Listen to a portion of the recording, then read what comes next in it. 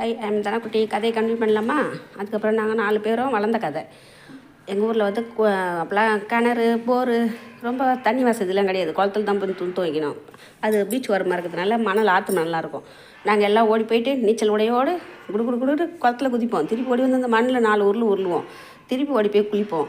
அப்படிலாம் குளிச்சு கிடப்போம். நீச்சல் தெரியாது. அங்கே முன்னாடியே அழகாக மணல் தானே சூப்பராக இருக்கும். துணிலாம் துவைச்சிக்கின்னு அங்கே இது பண்ணிக்கின்னு வருவோம். அதுக்கப்புறம் காவாக்கரை எங்கள் ஊரில் இருக்கும். அதில் எங்கள் அப்பா போயிட்டு நண்டு இறா மீன் எல்லாம் அப்போ எல்லாமே பிடிப்பாங்க. அதான் எங்கள் அப்பா தான் அடங்க மாட்டாரா. அவங்க கூட சேர்ந்து எங்கள் தாத்தா அதுக்கு தான் அடிப்பார். வாதியார் இல்லை, அதுக்கு தான் அடிப்பார். அவங்களுக்குலாம் போகாத அதெல்லாம் பிடிச்சின்னு வரக்கூடாதுன்னு. எங்கள் அப்பா தாத்தா என்ன சொல்கிறாரு அதுக்கு ஏற்பாடு தானே செய்வார். நாங்கள் சாப்பிட்ட மாதிரி நண்டு இறாலாம் எவ்வளோ பெருசு. இப்போலாம் அதெல்லாம் கண்ணில் கூட பார்க்க முடியாது. அப்படிலாம் சாப்பிட்டுருக்குறோம். சொந்தக்காரில் எங்கள் மாமா மாமிலாம் வந்துட்டாவே எங்கள் அப்பா குடுகுன்னு ஓடுவார். பிடிச்சின்னு வந்து இப்போலாம் போய் கடையிலே மார்க்கெட்டில் வாங்குகிறோம். அப்போலாம் எங்கள் அப்பா குடுகுன்னு போவார். பிடிச்சின்னு வந்துட்டு எங்கள் அம்மா நல்லா செஞ்சு போடுவாங்க. இந்த கடாயி சின்ன பாத்திரத்தில் செய்யறதுலாம் கிடையாது. பெருசு தான் இருக்கும். எங்கள் ஆயா ஒரு பித்தனை இட்லி குண்டை வச்சுருப்பாங்க. அதில் செய்வாங்க. இல்லைன்னா பெருசு தான் செய்வாங்க. ஏன்னா சின்னதில் செய்ய முடியாது அவ்வளோ. அப்படிலாம் சாப்பிட்டோம்.